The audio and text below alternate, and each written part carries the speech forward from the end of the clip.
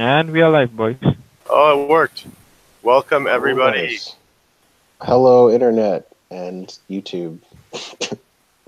Hello. Hello, yeah. We got, I am Alex, a.k.a. the Doge Preacher. And you Is guys that want what to you're introduce called? yourself? Yeah, I call myself the Doge Preacher because I preach the Doge so much. You know that better than anyone. Yeah. Nice. All right, Wow. introduce yourself, boys. Well, I am Andrew. I started blockchaingaming.com a couple years ago. I was super interested in games and blockchain, but for a while we didn't have many of them. So my website was kind of dormant. But now it's super hot, so we're starting a cool news show.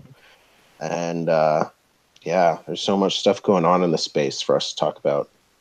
Us personally, we're doing this newscast twice a week right now, and some meetups once every 3 weeks, where we'll all get together and play some blockchain games and show them off and live stream it for everyone. Should be cool. Yeah, this is our news segment. Let's see what we got today. Obviously, the summit. We're super excited about that. I don't think Alex can make it. No, not this time. Let's finish. Let Isaac say hi, too. Oh, yeah. Isaac, say hi. Oh yeah, you forgot the apple. Oh, yeah, sorry, hi guys. Isaac. Yeah, my name is Isaac. Yeah, I've been a gamer before. Actually, a few years ago, I was a competitive gamer in my country. Yeah, and then I also got interested in cryptocurrency, and that's how you can see my interest.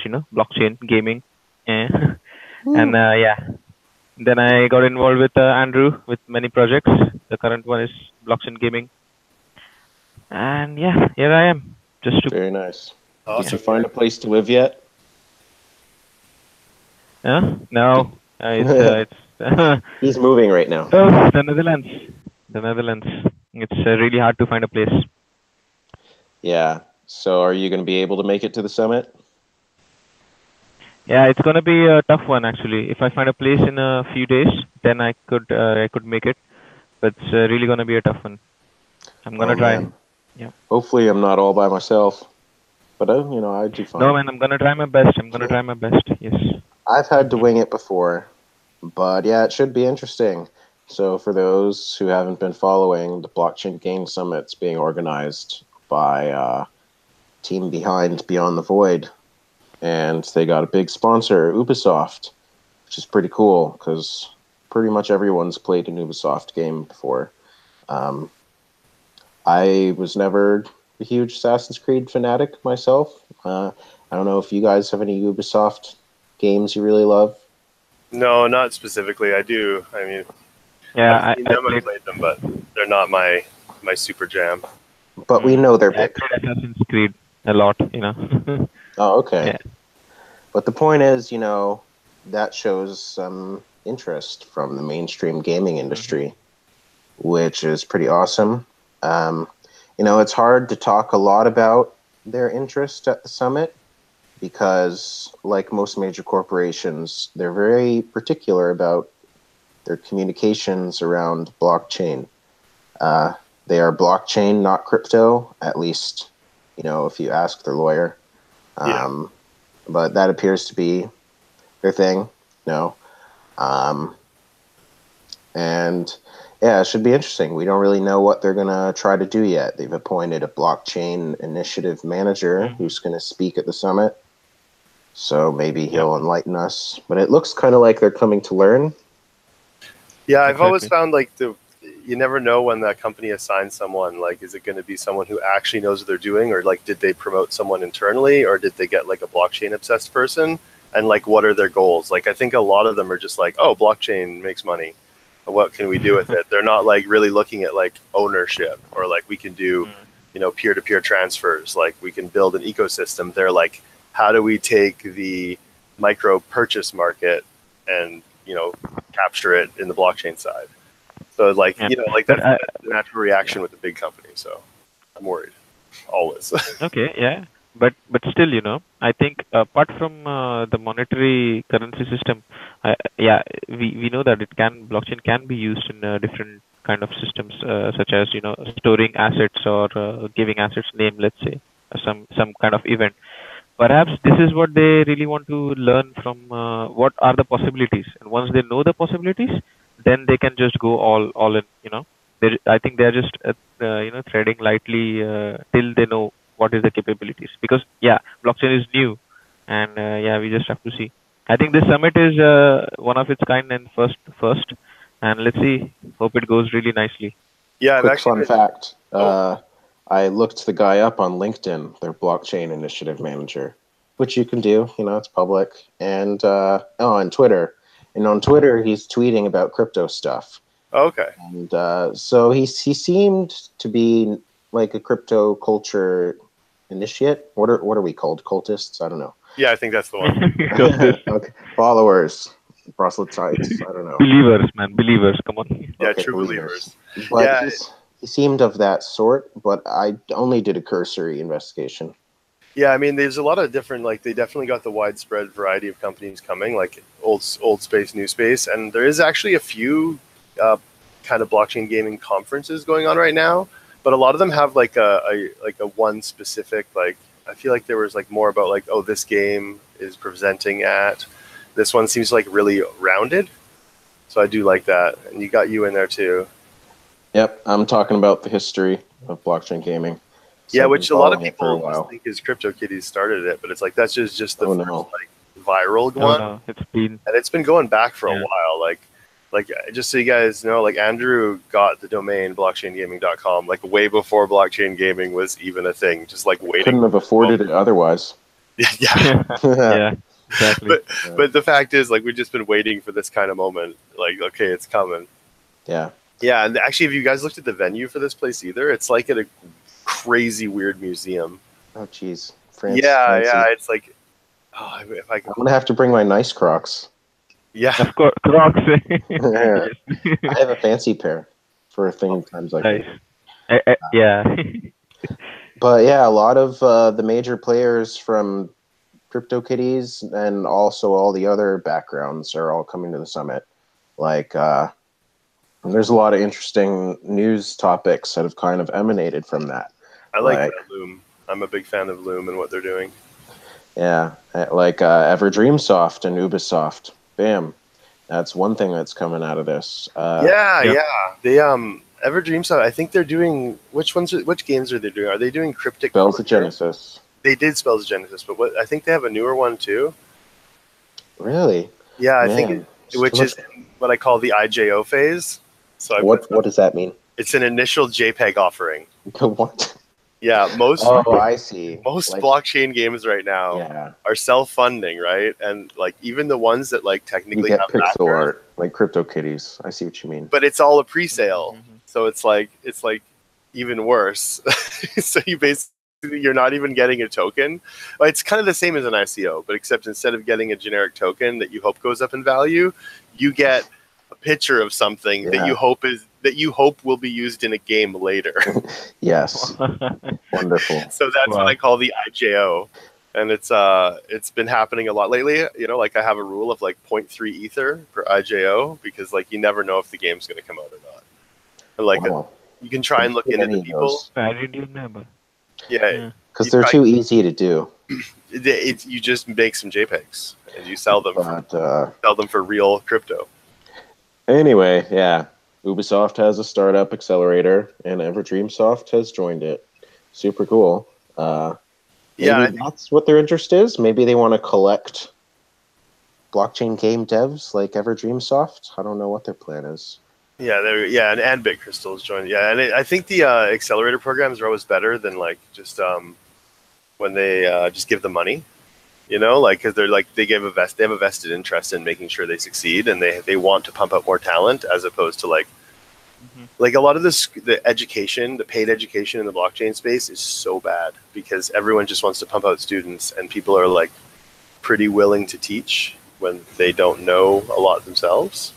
So like when you see like companies actually funding development, they have skin in the game. Yeah. Like they don't want you to just say you learned more and go get a job somewhere else. They want you to succeed for them. Yeah. Well, now we have like such a variety of platforms. Like or the next thing another person who's coming to the summit. We both know Witek from EnjinCoin. Oh yeah, shout out to EnjinCoin who sponsored Dogecoin. So I didn't. Oh, Yeah, I didn't say that earlier, but when I did my intros, but yeah, I was the host of Dogecoin Vancouver. It was great. EnjinCoin was one of our sponsors, and B2Tech is awesome. Oh yeah, Awesome. Yeah, and then the EnjinCoin progress they've been making, like since then, like because I didn't really know too much about them. There's so much stuff; it's hard to follow everything. But the progress they've made since Dogecoin, like they've launched so much stuff. I think now they've got like a bunch of people. I think it might be in our list of things to talk about, but they have like 6 companies. Or I didn't add it because it just happened and I didn't have time to look in. But they got about 6 gaming companies building like joining together to build a game, like 6 whatever games together, but all have interworking items. I see. Yeah. So and even Age of Rust is shifting, right? Yep, Age of Rust is one of the ones that's joining. One of the ones who already have a game base. Yeah, so like 6 games are porting or being created over there, and then they're basically, because the idea has always been, over time games can choose to use each other's items in a permissionless way, but these guys are going into it with like, okay, all our items are going to work in each other's games. All our stuff is going to be, and they're selling it like a Ready Player One. That makes it really exciting, though. Yeah, it wasn't possible before, right? So. Yeah, and instead of waiting for it to happen naturally, they're like, no, let's just join and do it. We all got our own visions, but like, let's make our worlds connect. Yep. And for people who don't know about EnjinCoin, actually, the whole thing is you imbue the items you make with EnjinCoin, so they have like a natural backed value. So like you're not just it's not just an initial JPEG offering with EnjinCoin, because you actually have to put EnjinCoin into the item. And then not only does it, basically then if the item ever becomes just garbage and the game goes away, you can break it back down for EnjinCoin, however much it was imbued with. So like it basically gives these items a value floor. And that's one of like the big parts of their ecosystem.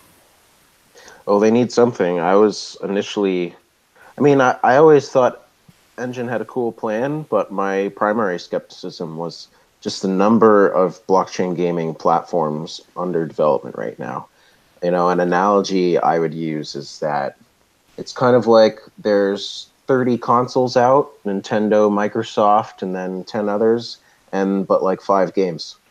And that's not a scalable situation, such that we're going to have to see a high attrition rate for blockchain gaming platform tokens. And we can see just on the news we're going over today, the number of them. Decentraland's going at it now. They put down $5 million in grant funding if you make your blockchain game on their platform. I'm a huge fan of Decentraland. Are you? How come? Yeah, I just think it's cool. Like, it's like, I don't like the way the map turned out.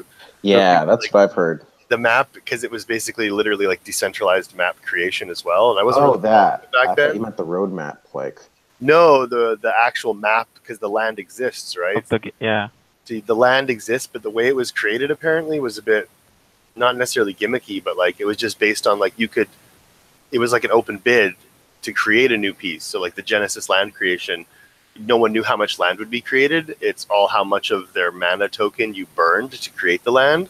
So people would like make like a land next to a land and like go off to the side and make like weird shapes with like a road that doesn't really, like some of it looks good and some of it looks like it's scattered and you're like, why is it in this shape?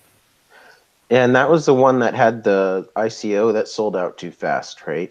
Apparently like way too fast, like with like yeah, too much. Such that it caused errors and such. Yeah, I just saw about some of that stuff recently too. There was problems with the ICO as well. And actually when I mentioned it to one of our community members in Vancouver at Decontrol, it was Mike, he was saying, he's like, no, I'm not interested in them. This is what they did. Like their crowd sale went like this. And then they basically said like, F you to everybody. And I was like, oh, okay, well, I think their project's cool. Like you never know, right? If it turns out, if it works out. Yeah. So. Now we got the XAYA sale coming out. That's been a long time coming. I've always found it very interesting because I don't like servers. Who does? And I think we should strive for that, serverless gaming.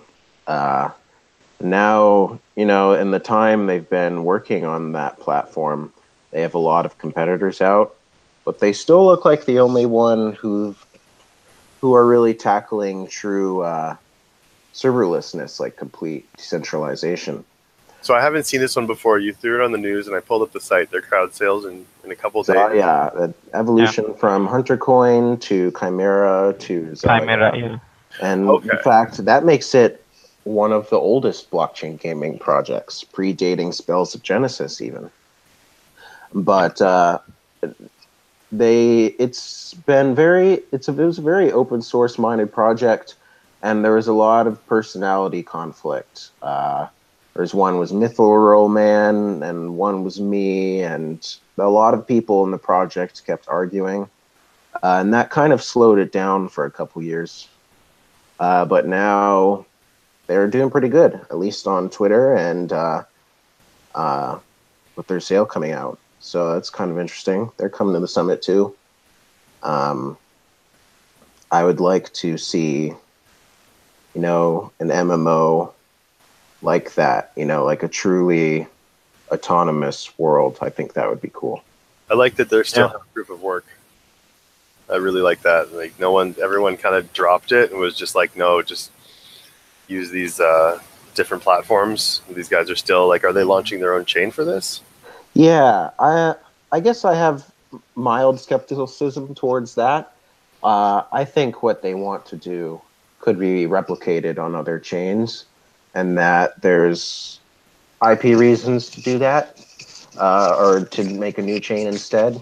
But it's not unviable. I mean, there's also ways you could tweak a blockchain to make it better or fine-tuned for gaming. But I also see some potential for someone to try to do the same thing on top of something like Ethereum. Or EOS. Apparently, I forgot to add this to the list. But did you hear about EOS Nights? Yes, I did, because DAP Radar, which is a site I use often. Sorry. Yeah, so now they're a blockchain gaming platform too. Yeah, DAP Radar added EOS DAP. So basically, if you look on, this is what I go to daily. I just kind of see what's going on, and like the really important statistics are 24-hour users right here, and then instead of all DApps, you just do games. Is what we want to look at. But yeah, so basically, I just kind of go down here and like, what are the most active games? So CryptoKitties generally has like 300 to 500 active daily users, like since the beginning, and that's like and for those who don't know, like blockchain games have a very low lifespan, like especially on Ethereum, because like they're just they eat a lot of gas, and when there's a heavy gas time, a lot of people drop out and don't come back.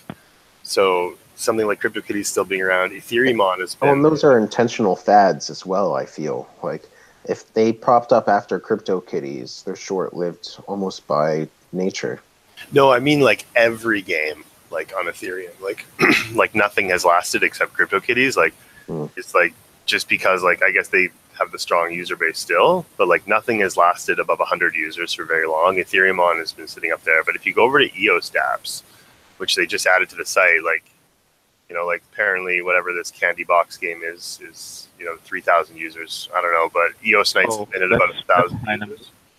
Yeah, EOS Nights has been at about 1,000 users for a couple weeks now, but this one, Wizards.1, was up there with EOS Nights, and it's already dead. So what do you guys think of EOS? I haven't been able to get it working. You can't generate your own private keys. Like, that's a real thing. Like, you cannot offline generate your own private public key pair. Like, that ability doesn't exist. So I don't get why. It confuses me. I don't know, with all these things with the EOS, one thing, do you remember?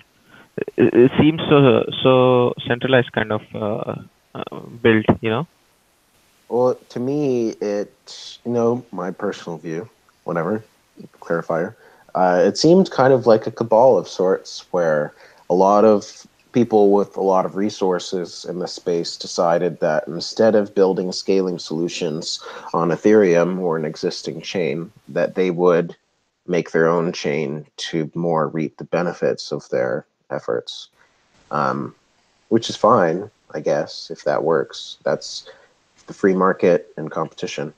Yeah, I feel like I only got on board with Ethereum like in the last year, and my favorite crypto story is that I met Vitalik before the crowd sale of Ethereum, and I like Vitalik. Yeah, he's great, but I didn't buy the crowd sale, and I like hung out with him for an hour and I got to ask whatever I wanted, and I still didn't buy. So we all make our mistakes in crypto, but it took me a long time to get on board. And like I know EOS has problems, and I know I still can't get it to work, or like I've tried minimally, but like I could get the wallet to work, even though I was like, because I wanted to try EOS Nights actually was the reason. I was like, okay, I'll try this, and I couldn't generate my own key pair, and I think that's like something I heard before, which that's just not how it works. So I haven't taken the time yet. But honestly, whatever game or whatever platform gives me like good dApps, I'm okay with. And to me, like delegated proof of stake versus proof of stake is like a whole nother argument. And I don't think proof of stake is very good. I don't know if delegated proof of stake is any better or worse, but I'm not a fan of like. It's like I hear an analogy in what you said, and when we used to talk about console wars, some people would say it's all about the games or it's all about the third-party support. Yeah. Kind of like the same thing, you know. Here at the end of the day, whichever chain has the most games using it, probably we're going to use that one. Yeah, whichever one offers the best product. Yeah, there's always a network effect like that. Anyway, now we got lots of games to talk about. Yeah, there'll always be something like, you know, like I feel like we'll miss games because they'll come and go and die before we get a chance to talk about them. Well, this one's interesting. I don't know how to say that. Qwoyn, something.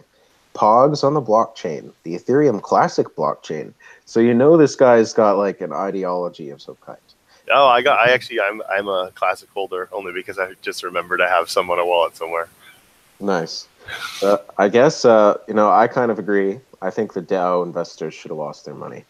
I mean, come on. Apparently it was like way too much though. Like everyone gave the DAO all their tokens. Apparently, like I didn't. Was like, yeah, I didn't have an Ether back then, but I just remember like I was looking into it recently, and apparently it was just so bad. Like it was like a large percentage of all Ether, like maybe upwards of 10% of the entire existing Ether. Wow. Or something like that. I didn't even know actually. I was out of touch back then. Yeah. Well, I mean, Vitalik warned them, but they didn't listen. I think they even warned everyone. Yeah. My understanding, they were like, "Whoa, this is too much. Like, this is a test." Like, they just because like I kind of agree. Like, fuck, throw it on the mainnet. You know, that's how it's got to be. Wow. Yeah, Pogs. How does Pogs on the blockchain work? Okay, finally, Pogs. Tell me about this, guys.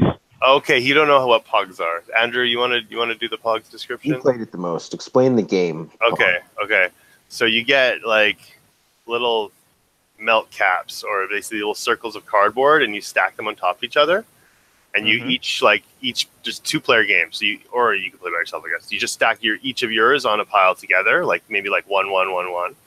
And then you have a pile of Pogs. Then you have these heavier ones that are like metal or plastic. They're called slammers. And you kind of like take them on your 2 fingers. Like I'll do it with the you like take them and then you like slam them down onto the stack and you try and flip them over. And however many you flip over, you like keep. So like if we both have like a 10 Pog game, like we'll both put 10 Pogs in the pile, and then we'll like use our slammers to try. We'll take turns trying to like hit the pile so they bounce and flip over, and then like you keep what you flip over. So it's like competitive children's gambling game. Pretty much. If only you had some you could show in your screen or something. All right, let me find a Pogs video. Pogs.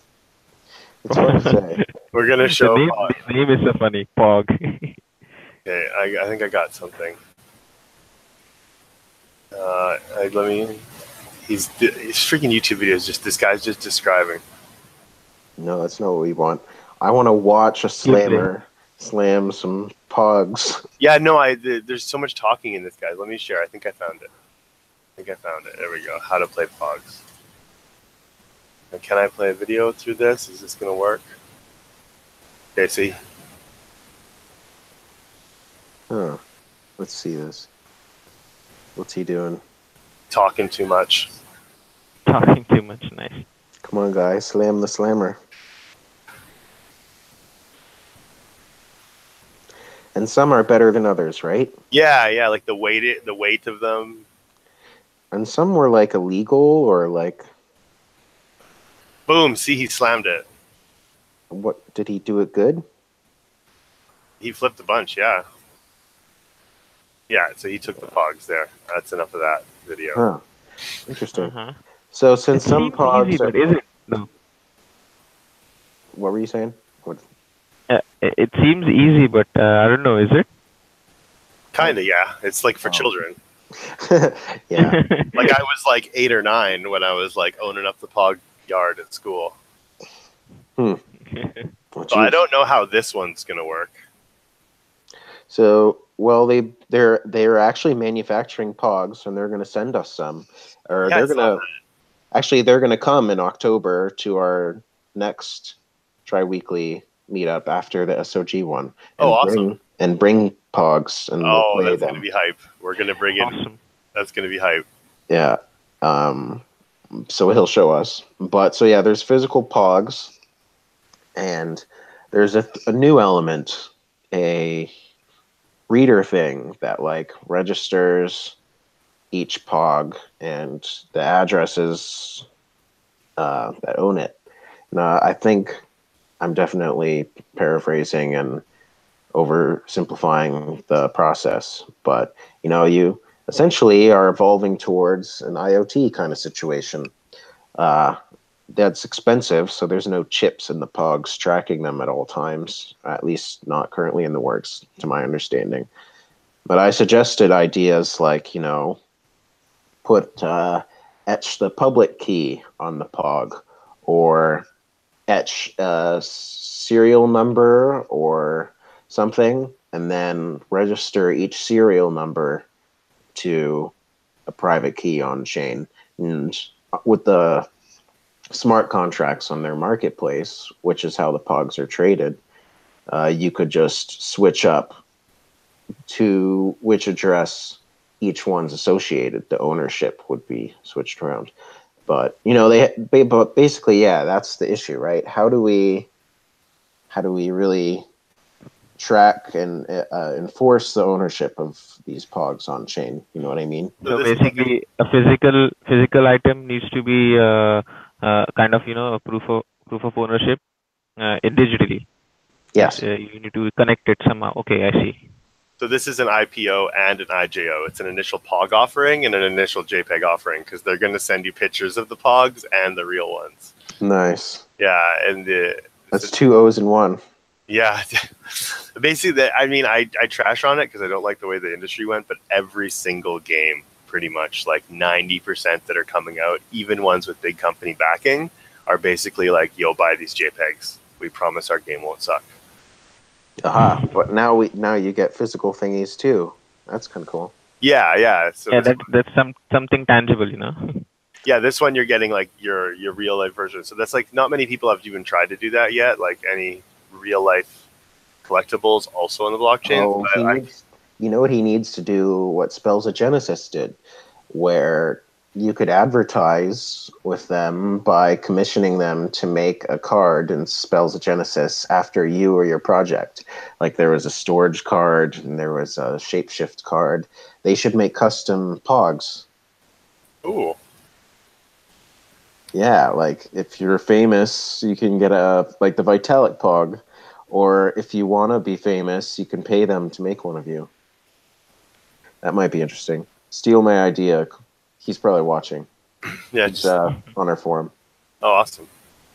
All right, so Pogs on the blockchain. It's apparently a thing. I'm gonna have to win. I'm gonna have to play and get some nostalgia. Ether Dilemma. This one is interesting to me as a game theory. Now we're talking about like game theory games. Like, are you guys familiar with the Prisoner's Dilemma? Yeah. I read into it once you told me about this one. How about you, Alex? I am familiar with rock, paper, scissors, which and not similar enough. Anyway, the rock, Prisoner's Dilemma. There's elements of chance. It's similar in that there's elements of trying to predict the opponent's decision ahead of time and adjusting yours based on that, but they're doing the same thing. Just a game theory kind of function. And the rules in the Prisoner's Dilemma: 2 prisoners caught for a crime. Okay, you will each get a sentence, and you got some options. So If both of you remain silent, plead the fifth, you'll each get 1 year. However, if you rat out the other guy, you'll get off scot-free, and he'll get 2 years. However, if you both rat out each other, you'll both get 2 years. So, what would you do? Not be a criminal. Okay, but that's not an option. You are already a criminal. I'm already a criminal. Yeah, maybe you're a persecuted religion or minority. I don't know. I think you got it a bit wrong. It's like if there's the numbers are more skewed, so that it's like if you both rat, you're getting 3, but if neither of you rat, you're getting 1. So it's like technically you're taking more risk on. Like you're like, okay, if I don't rat and he does, then I'm going away for 5. If we both rat, we're both going away for 5. But if neither of us rat, we're only going away for 1. So then you're choosing. You're like, yes. Is he going to throw me away for a whole 5 years, or is he willing to both of us take 1? And then if you stab him in the back, you can, get off. That's unless he stabs you in the back too. So you both end up in jail for 5 years, or you both have been in jail for 1 year, or one of you goes free and one of you goes away for 5. But yeah, it comes down to rock paper scissors with tiebreaker rules. So I'm wondering, so this is an on-chain game. I didn't get a chance to play it before. I haven't tried it yet either. Actually, I've been too busy. But and there's a wagering aspect. So, and actually, I've forgotten the exact rules now. I should have recapped before this. But I think it's more about trying to win the prisoner's dilemma and gambling, betting upon whether or not you will. So I don't think it's actually a situation where they're putting a pot on chain that you're fighting for. It's a situation where you're betting against each other who will do better in this game theory scenario. Although it would be cool if they replicated it completely. Like if they just placed some money on chain and got 2 participants and did the prisoner's dilemma with them analogously. Say, you can share this, or you can stab your partner in the back and take all of it. But if you both stab each other in the back, neither of you get anything. Neither of you get it, yeah. You see what I mean? Yeah, okay. I'm looking at the FAQ, and I logged. Let me get out of. The play button doesn't work for the record. So if you try to play this game, it just no MetaMask will show up, but it could just be a refresh browser issue. Let me share again. I actually just don't need to. It's just basically the rounds keep going. So I see this game being tough on gas. And, you basically have to go round after round until one of you wins. It looks like, but that's a lot of transactions. They do seem like they would be mostly simple ones without much data. But yeah, that's an issue for everyone right now, I guess. Yeah, it looks like 630,000 gas limit in the display transaction they give, which at current prices would be probably 50 cents a transaction, and that's with low ether and pretty low gas. So ether gaming is as cool as I like. Scalability needs to come. Yeah, that's why Loom and Proof of Authority and things are useful, even though get out of here with your authority. Well, speaking of authority, screw Apple. Have you seen what they've been doing? Apple's been doing this for years. Me and you were, I know we were around back in the day when you couldn't even get a Bitcoin wallet on the App Store, on the Apple Store. And any Bitcoin wallet was just gone. It took years for them to finally start accepting them more. And there was workarounds where you had to pay $5 to join co-op. I think that's what one of them used. And that's how they got their app on the Apple Store. But for the most part, it's been really hard. So it's not surprising that Apple's oh, you're transacting with money in our app. They made Coinbase remove one of the games from their dApp browser. A game doing an IJO, War Riders. They're selling JPEGs of cars that will later fight on the blockchain. And that sucks because it's nice to have a partnership Coinbase. It's not a bad partner to have, but Apple took that away from them effectively, at least partially on their platform. And it's going to be an ongoing issue because it's already been an issue in that this is the reason Spells of Genesis and Age of Rust have to be cautious about including their coin in app. Spells of Genesis. What? Yeah. So Andrew, what do you think?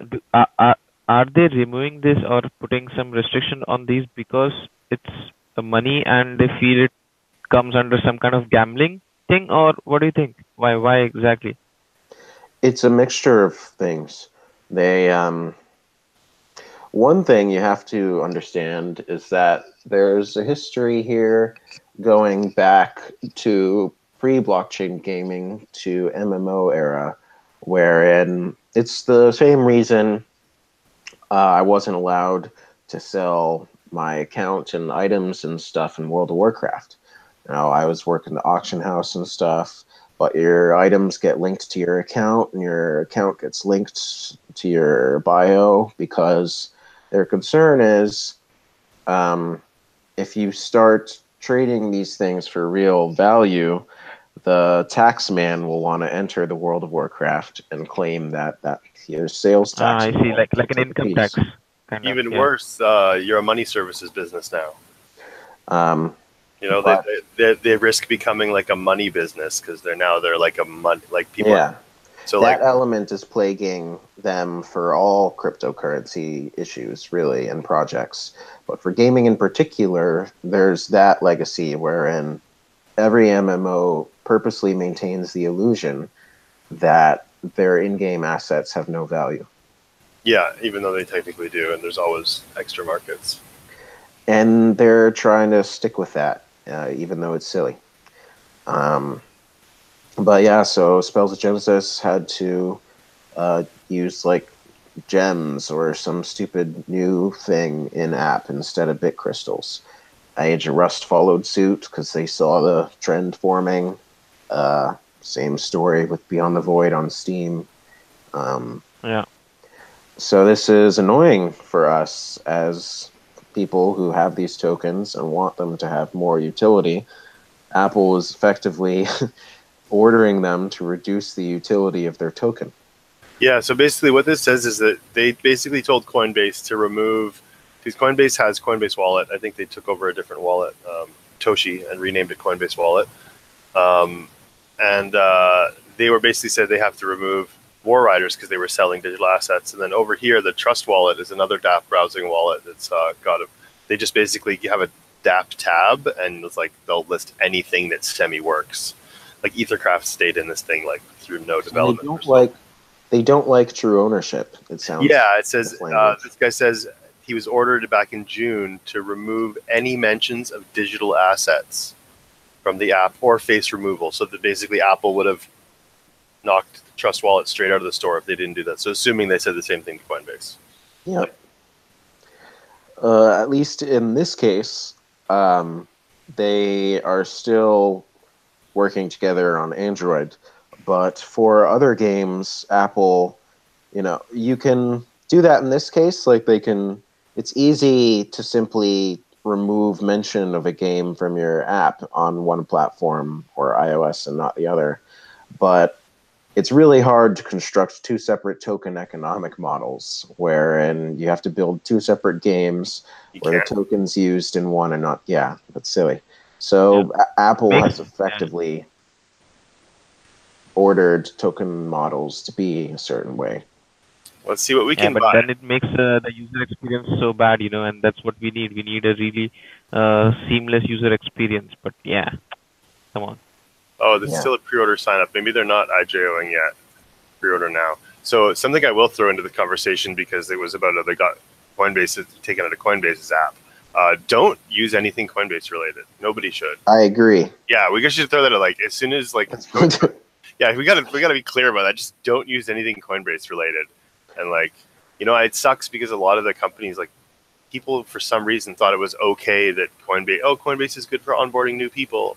And it's no, Coinbase is not how you want people to get onboarded. But then Then we get them off the ramp and on board and off Coinbase. Right? Yeah. Let's see. What can we? I want to buy something. Let's buy a war truck. Well, let's buy the most expensive thing, a war Lambo. Ooh, baller. Quantity. Wow. It was 1.5 ether for this JPEG. You see why I call it an IJO? You said your limit was 0.3. Yeah, I wasn't actually going to buy it though. No. It's for games that I also have to want to play it. You don't want to play War Riders? I've seen a little bit of it. I might play it. Like, I don't know. Like, I don't know enough about it, but I do know that I don't like the price scaling. So basically, if you didn't buy first, like the first Lambo cost 0.5 ether. Yeah. And then the next one is, and that makes sense because the more people want it, the more it's worth. I'm a huge FOMO critic. Oh yeah, I love FOMO, yo. That's like the best thing ever. You Are you going to talk about FOMO 3D? I was gonna do a video on my own Doge Preacher channel because I've been doing a couple of random short things. I was gonna do a video, a really technical one, on how somebody won. Like someone won in the most epic way possible. I'll give you the quick version just because it's so cool. So let's add this into the list right now. Let's just go. This is the greatest game ever. It's called exitscam.me. So the whole point of the game is you're trying to exit scam with a pot. It's like all game theory and greed. So let's wait till it loads, and I'll give the quick rundown. Okay, so right now there's so basically someone else is every time, oh my gosh. Yeah, so the way this works is every time there's a 24-hour timer. Right, maxes out at 24 hours. Every time someone buys a key, right, you can buy one key for 0.001 ether. You know, like nothing. It's free. Every time someone buys a key, you add 30 seconds to the timer, and the key price goes up. And key price goes up and pays back everyone else who's bought keys before you a tiny bit. So on the low side, you have everyone who wants to get in early and get their money back from more people buying keys, and you're hoping that.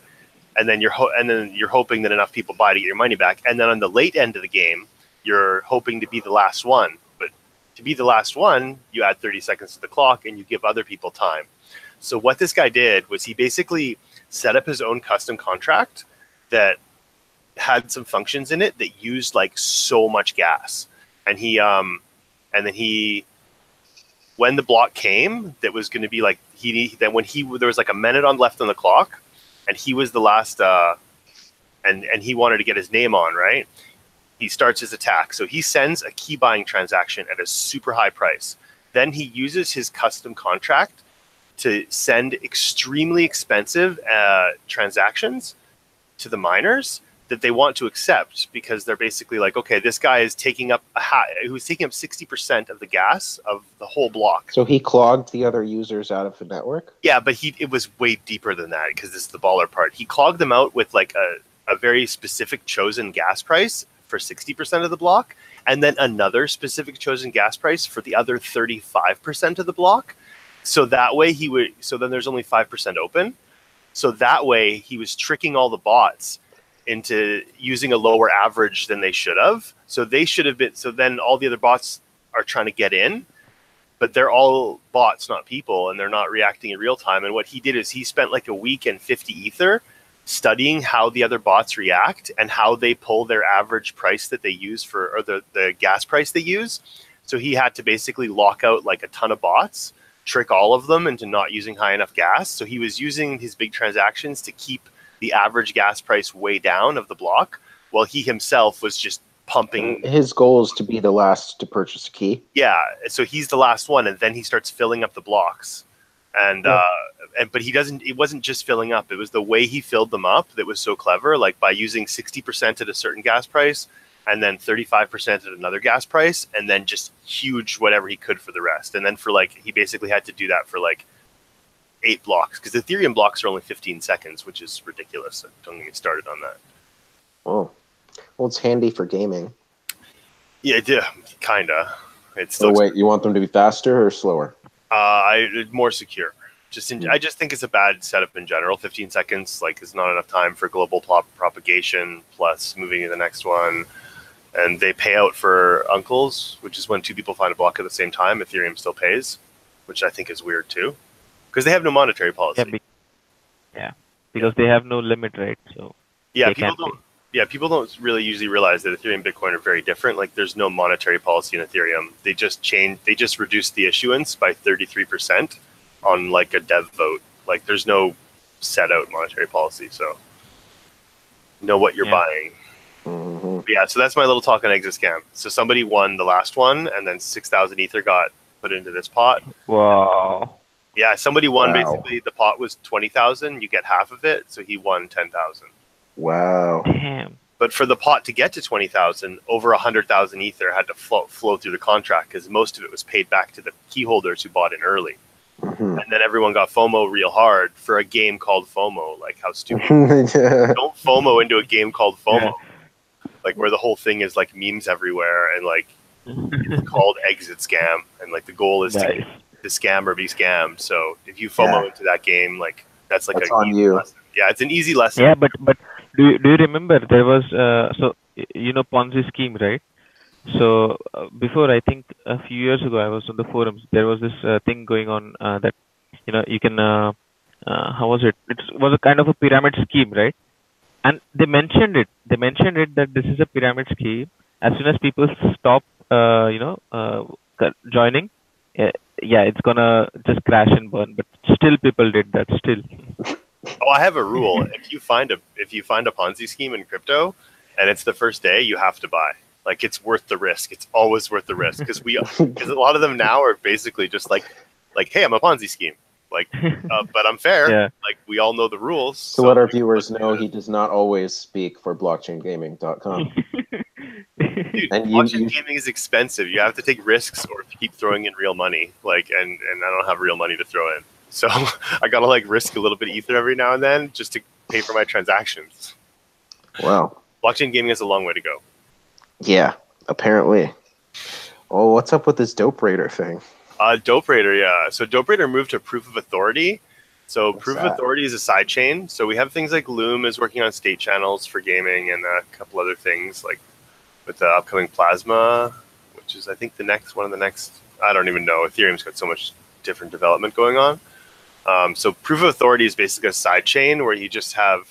It's basically delegated proof of stake on Ethereum. So basically, you can move your already existing ERC tokens or whatever, or your ether over to a side chain, which is a proof of authority side chain, which basically has like delegated people that are public, that are the transaction signers. And then I don't know what it is, but it's super fast blocks.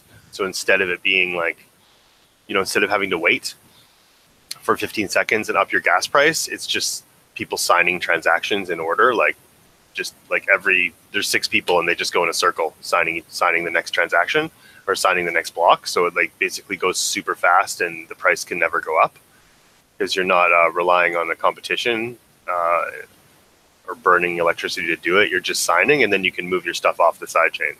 So we're trusting Signet people to sign these transactions, basically? Yeah, it's basically like, you're basically, once you put it on their network, you're trusting them with all your tokens. People to trust. In this case, if you wanted to do this yourself, you can set up your own proof of authority system very easily. Actually, there's some side-related news, not gaming-related, but Microsoft Azure servers, which a lot of people use. You can like set up proof of authority nodes like directly from there and like give out the keys. So like it's pretty easy to deploy apparently. And you basically get unlimited scaling as long as it's the same trade-off. It's like you're trading trust for scalability. Like you're trading decentralization. When you get too much decentralization, you lose scalability. So you just drop that decentralization like to a new layer where maybe over time it'll be like, oh, these are the 6, maybe it'll be 6 gaming companies. And you can kind of trust that the 6 gaming companies running all their games and each other's on the same proof of authority network will be honest to sign the next block in a circle, and then you just have 6 people, 6 companies with skin in the game. They want their game to keep working. If they wreck their game, then all of a sudden all the tokens aren't worth anything. Why we may as well just have them use a server then? No, because then you can move your stuff on and off chain. So you can move your tokens back to Ethereum network. You can move your ERCs back and forth on and off of the POA network. So that you technically that's lightning-ish.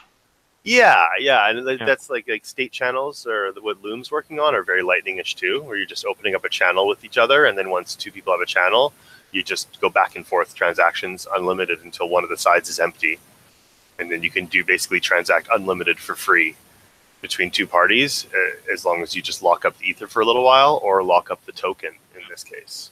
That would really work nicely in games, I think. It sounds like that might give XAYA a run for its money. This is what I was talking about. Some of what they're describing, I see possibilities of working that on Ethereum. This seems to be going in that direction, but it's not completely there, I don't feel. Yeah, games like that's the thing you were saying earlier about platforms, is there's so many that like it's almost like people who are still building platforms, you got to look like, do I need to build a platform? Like, has someone else already done most of the work that I plan on doing? Like, if you like, there's a lot of overlap in development right now. So like, we'll see. That's why I'm so excited. Loom is working on state channels and a couple other things for scaling, like specifically for games. But the criticism I've seen of Loom is that it looks like they're like got a bit of an Apple mentality. Like, come into our Loom network. You join the Loom network. The Loom network's not like permissionless, I guess, is my understanding. So it's like, come join our gaming network on the side of Ethereum. Not like, if you want, we can't stop you from joining our gaming network. How it kind of should be. Like, if you build a decentralized platform, it's got to be opt-in, opt-out, not invite only. But I don't know that for sure, so don't quote me. But that's the only criticism I remember seeing about. Oh, I think that actually is in the article I have screen shared right now. It's hilarious. Yeah. So basically, there was a lot of options for how Dope Raider was going to move to proof of authority, and there we go. Yeah. So then they basically just said, okay, what are we going to do? Yeah, this is where it says Loom seems to be going the Apple route, becoming gatekeepers and charging their own fees. So yeah, that's something like I'm not down for, but I don't know how it's all going to play out. Like, a lot of the stuff, like as it changes, like month to month. So who knows? But Game Credits was kind of gatekeepery with their network in a way as well. Or the primary issue was that back when I was still helping out the EnjinCoin guys, now on XAYA, I tried to introduce them, and they didn't want any games on their platform to have their own token, which is a huge issue because almost every blockchain game has its own token. So it's like, that's too exclusionary. We need that almost makes us need like a blockchain gaming platform of platforms to handle this situation. You know what I mean? Anyway, yeah. Lost my train of thought. What is Dope Raiders exactly? Oh, okay, yeah. Dope Raider is platforming. Kinda.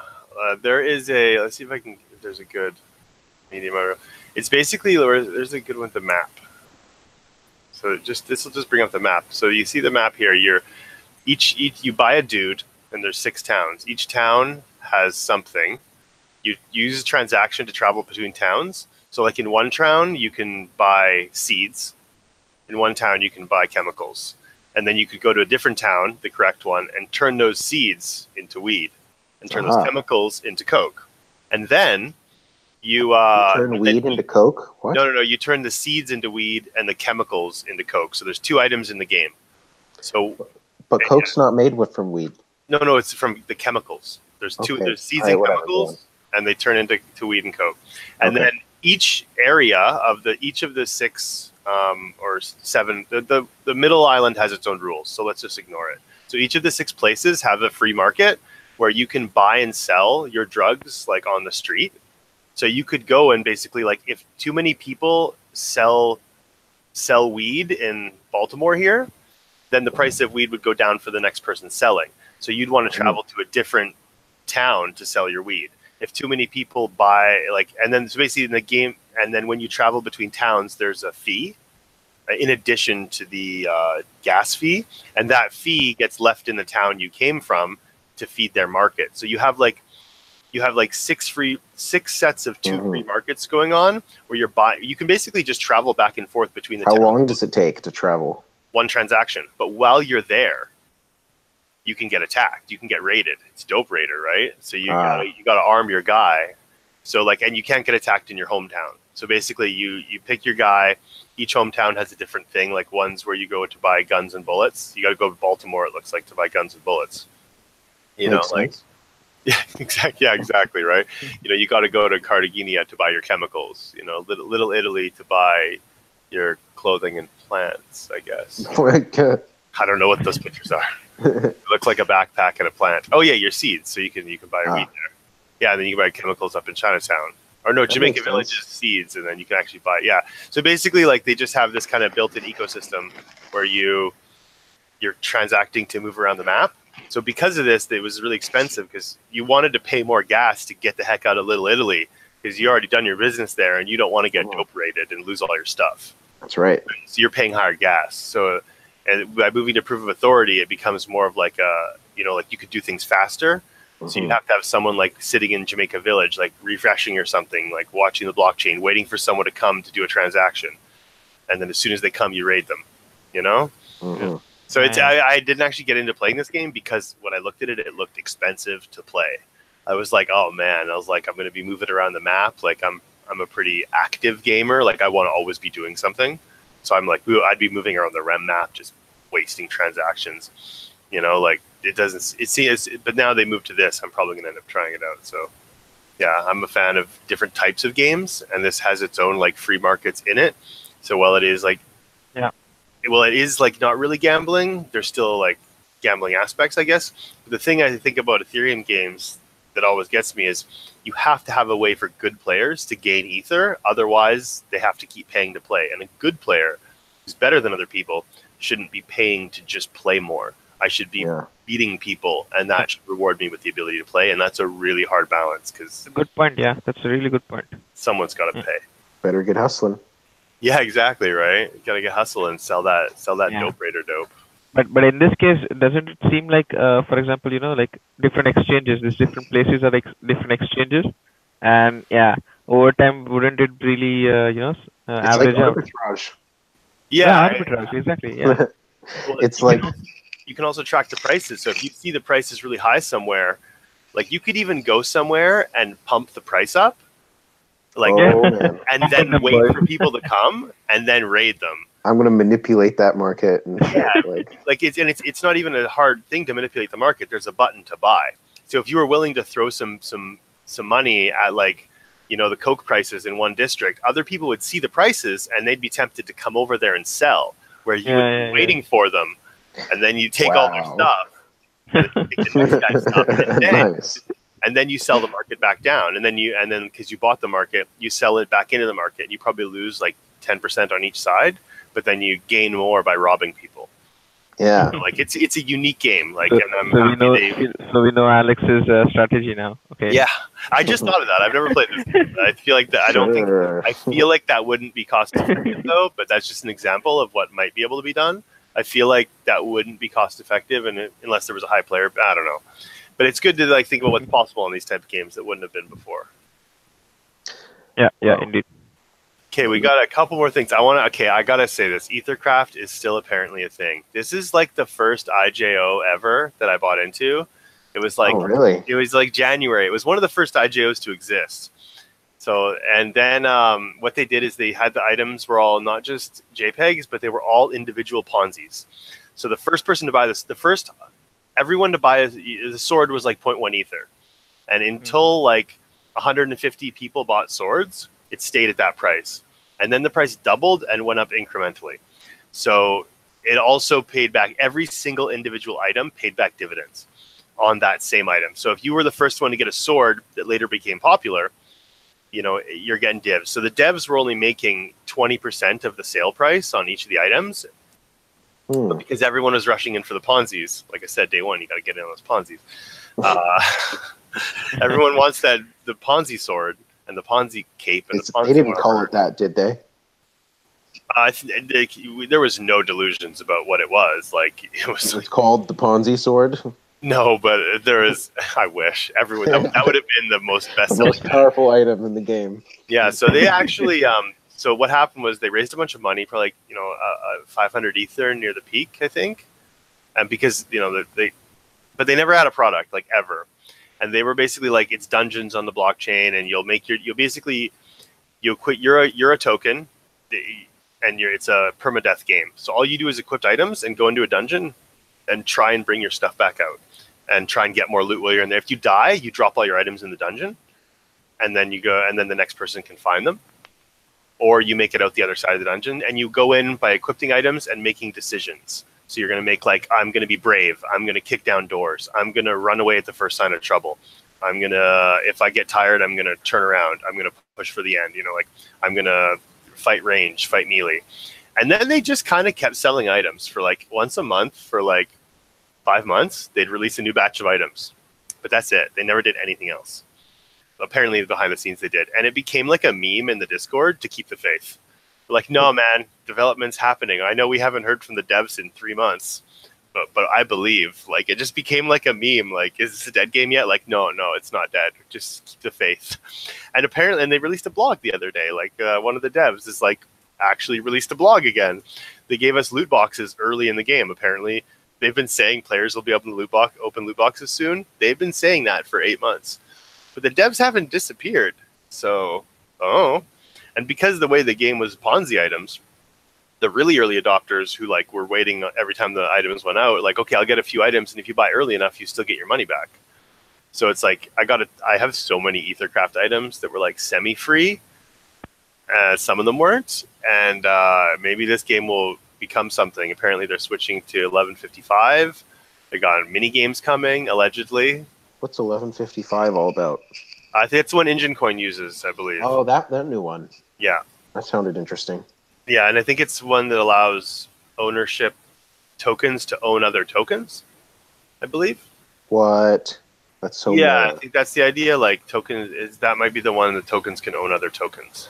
That makes sense, because What? then I would tokenize my character, and my character would equip an item, which would also be a token. The initial idea for this game, though, was that your character is just a one-time thing, and all you're basically doing is sending your items in. So, like, your character is like just he dies every time. You know, like, your character doesn't matter. He's got 0 stats. It's all the items that make the difference. In general, though, I meant. Yeah. And then you can get your character can equip items, equip a pet, and then the idea being, I think the big thing about 1155, if I'm even talking about the right token standard, is that they're trying to solve when you transfer items, like, you can transfer a token that owns a ton of other tokens, as opposed to having to transfer. So then everything just gets transferred. Yeah. Yeah, because again, it's all about saving gas. Yeah, it sounds smart. Well, it's also, the market has told people over this year of Ethereum gaming is that, like, gas is expensive, and your players will not stick around unless you solve it. So it's really like the market is demanding it, and, like, people should have saw this coming. Yeah, but can I just say something? Yeah. There was this game. There was this project Round. Do you remember Round? Round coin. I don't know. But what they did is, before they were using gas, right, on Ethereum, but somehow they managed to then just use their own tokens for transactions. Instead of That's an increasing thing that other tokens on Ethereum are doing and have figured out, which requires, like, workarounds with mining or something. Like, I forget how it works. One of the ways I think could be is, instead, it depends how the ownership of the token is handled. So if I own a token through a contract, like, sometimes the contract owns all the tokens. It does, and you just move them internally in the contract, and then you can do it. Like, a good example is like the 0x protocol and Fork Delta, Ether Delta, the decentralized exchanges. Basically, once you send your money into those, the contract just owns everything, and then you move it around internally in the contract by signing messages that aren't actually transactions. You can just sign a message with your wallet. So once your tokens are on the network, you're just signing transactions to move them around, or you're just signing, like, I don't remember what the word for it is. It's not a transaction. You're just signing a message that says, like, I authorize you to move my tokens from the order book to my wallet, you know, or from you. Yeah. But it's still a transaction to withdraw and send the tokens, because anytime you move something on Ethereum, it is not cheap. But yeah, I just thought I want to include this because it's been like, it was like one of the first games to do an IJO. I didn't even think of the name IJO till recently, but it's one of the first games to do it. I want to make that Did you stick. coin that term? Yeah, I'm trying to make it stick like as a normal thing because every game's doing it. Are they all JPEGs? That's cool. Oh, Pretty much. Well, they're tokens that the tokens that are represented by a JPEG that represents a token that we hope will be used in a game that hopefully will come out sometime. Yeah. Yeah. Yeah. It's what's a Nifty? That's another term. Well, Nifty is NFT, non-fungible token. Oh, right. ERC 721, and then the community kind of came up with over time the term Nifty as a way to just like as a way to describe it. So this will be the final topic. It's a pretty big one, I think. So CryptoKitties, everyone loves them because they did something cool first, and they have cats. They have cats. Yeah, how can you go wrong? So let me share this. What they did is they did a couple things that was not taken very well by the community lately. Yeah. So first off, they tried to put a trademark on the word Nifty. They super didn't come up with that. They just didn't. CryptoKitties did? They did not come up with that word. Or Dapper Labs. Yeah, they're Dapper Labs, and to be honest, Dapper is an awesome name. Like Dapper is a super cool name for a company that makes game dapps. It's super unique. They've thought of it for a long time, but now they're trying to trademark the word Nifty. And if you read into the actual trademark, it looks like they're trying to basically rebrand a lot of their stuff as Nifty this, Nifty that. I think they should use Dapper. And the kind of community reaction was that, you didn't come up with that word. We've been using that word to describe, like, there's Nifty News on Medium. There's like the Nifty hashtag's been floating around on Twitter. That's how you talk about NFTs. Like there's the Nifty Magicians, which is a group of Ether devs that just like literally call themselves the Nifty Magicians. And basically they're trying to trademark the word Nifty. And me and Andrew, we know something, pretty big about that. Or we have a history with trademarks where our space used to be called Decentral. Oh, and right. another space used to be called Bitcoin Decentral, and we were called Decentral Banktown. And then the place called Bitcoin Decentral changed its name to just Decentral, and then sent his lawyers at us and was like, you got to change your name. Yeah, Anthony Diorio. Are we supposed to talk about that? I'm never going to not talk about that. I don't know the rules. There is no rules. Basically, so we changed our name to Decontrol, which isn't DCTRL, which is an awesome name. And I was really sad when we had to change our name because I didn't think we'd come up with a better one, but Decontrol is awesome. So I'm happy with that. Awesome. Maybe you'll see if you see our meetups that we've done all kinds of broadcasts out of there, including our next meetup showing Spells of Genesis will be at this hack space. So you'll see what it looks like. But yeah, copyrights are annoying. But it depends upon intentions and because at first we were kind of cool with, and people disagree about historical facts. We were cool with them, though. Let's not get first. We were cool with them, and it ended up in him trademarking a word we both used, and then now we had to change our name. And just when we're just like a little underground community, it's kind of like, okay, well, it's like basically we're all supposed to be in this crypto revolution together, and people are using the old world systems to knock down people in a way that didn't need to be done. So we people bringing each other down instead of trying to help each other out. So basically when CryptoKitties did the Nifty license, it's just two factors of this. There's trademarking the word Nifty, and it looks like they want to use it on all their future branding when they already had an awesome word in Dapper, which is, I think Dapper Wallet, Dapper whatever, Dapper this, Dapper Labs, is their company. That's awesome. The problem with the Nifty license specifically is that it doesn't give ownership of the art. It specifically tells you that you're buying a token that's just a token.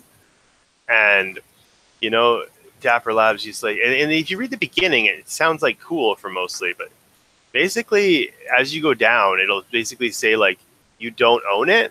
You acknowledged and agree that the creator or licensor owns all legal right, title, interest to the art. So what are they even selling you then? You're buying. Yeah, then what's the point of ownership, Yeah, you don't own the thing it represents. And it literally creator reserves all rights of how you can use it. If you go down further, the restrictions are just savage. You can't third-party sites wouldn't be able to display NFTs without unless the owner of the site cryptographically or the owner of the NFT unless they If you so good example. So this complicates exchanges for these assets. Like, Yeah, no, but the why would they exchanges do this? isn't. I don't know why they're not. I don't think they originally like really have a deep crypto background in a lot of cases. And this is also lawyers just do the lawyerly things. Like, you know, like when this came up, they were like, yeah, we planned on naming our thing this. So our lawyers went and trademarked the word. That's what lawyers do. Like, that's how this works. Like, we're a business. So you kind of like, you got to give them some slack here and there. But like some of the wording of this, like basically like there's no ownership anymore. Like, or like, why would anyone? I mean is that like if you're going to be running a marketplace of game assets, and that would be across with not just CryptoKitties, but all kinds of assets could be placed in game marketplace. If one person claims that you're not allowed to display the artwork for their tokens without so they cover that in a weird way. What they do is while you're selling the item, I'm allowed to, okay, say you own the site and I'm selling the item. While I'm selling the item, as long as you verify cryptographically that I do own the item I'm selling, which technically already happens when you display it, as long as you do that, you're allowed to display the art. Okay. But as soon as, like, you couldn't keep a list of highest sales and show the art beside it. Technically, you couldn't. Because, that's annoying. Yeah, and it's not just annoying; it's wrong. What about sites like DApp Radar that just list all the assets out there? Like, DApp Radar just lists the DApps, but asset listing sites, there's like a nifty browser, and like those sites are just not allowed. Wow, that's unacceptable. It's also, you're correct about lack of crypto background in that will be damaging to themselves in that. You should want your tokens to be listed on those sites. That's shooting yourself in the foot. It's like, don't advertise my tokens or else. Like, but it's also permissionless innovation is kind of what the whole thing's supposed to be out. And this is like the list of restrictions is so long. Now people can't innovate new types of NFT stuff because, I have to look up what okay, so there's 50 cross-pollination. 50 companies make NFTs and you want to display them. But different companies use different licenses for their Nifty. You basically now you have to restrict what tokens people can send to your platform. Oh, this just got worse. You basically have to track what license each company that makes each game is using, and you're forced to white or blacklist whatever tokens came from those companies because technically you're not allowed to list them. Like there's going to be situations where like, yeah, you have. I'm just not a fan.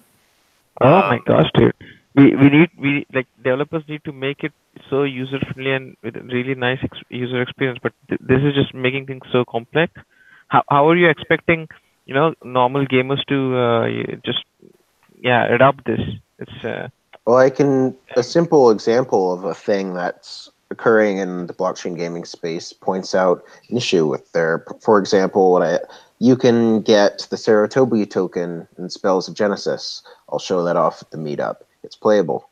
And that is kind of part of the point of a blockchain-based token in that it's usable in different universes. It's cross-pollination between games. If you purposely tell people, don't use my token, you've kind of destroyed one of the values of true ownership, in my view. You know what I mean?